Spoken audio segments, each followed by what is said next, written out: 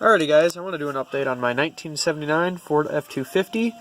So what I did today was I installed a electric fan conversion kit, which as you can see right here, I mounted 3 electric fans to the radiator. These are 10-inch electric fans, push and pull. Right now I have them set up for pull, which means they're pulling air through the radiator towards the engine rather than pushing air out.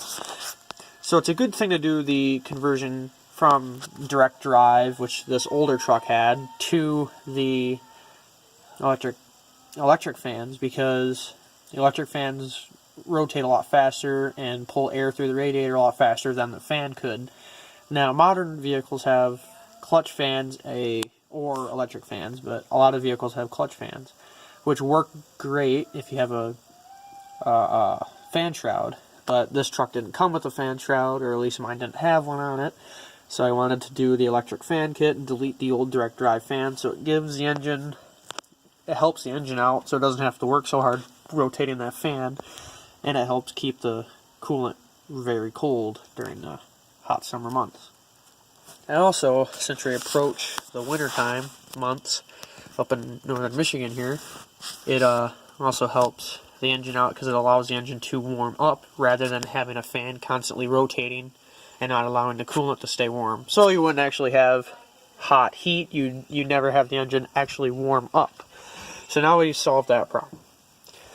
So what the kit comes with, if you look on eBay, type in electric fan wiring kit, it'll show up a bunch of kits.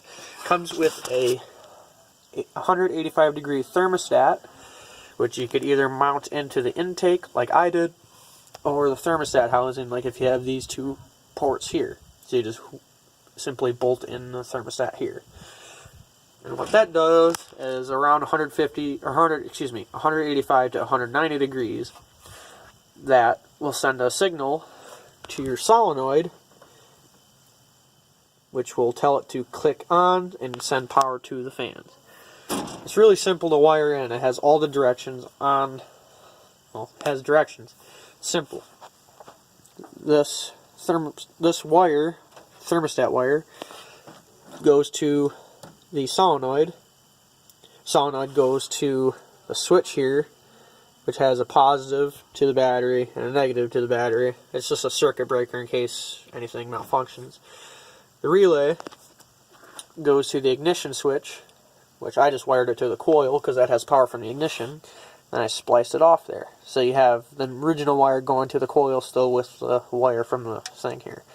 This wire that's running up, that red one, that's for my tachometer that I'm wiring in. So that's going to be in a later video, and I'll show you how to wire that in. It's really easy.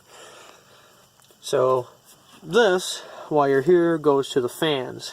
Now there's a positive and a negative, but these 2 wires can be switched if you want the fans to push or pull.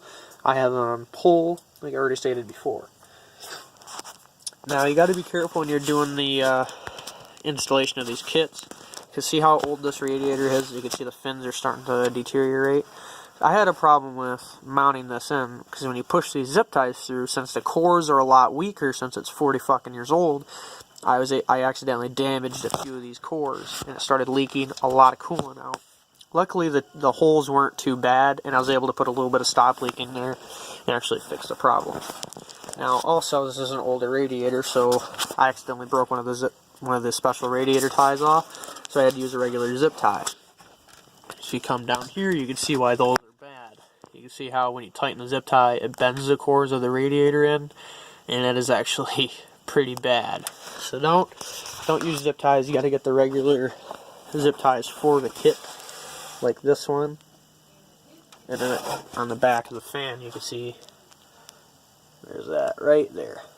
See how it mounts in there. So that's the electric fan wiring kit. It's really useful. It is a lot louder than the other fan, I have to admit, but it's pretty cool. You're watching your temp gauge shoot from the normal 210 down to 180 degrees instantly. It's pretty awesome. So, if you got any questions, message me on YouTube. I'll gladly assist you.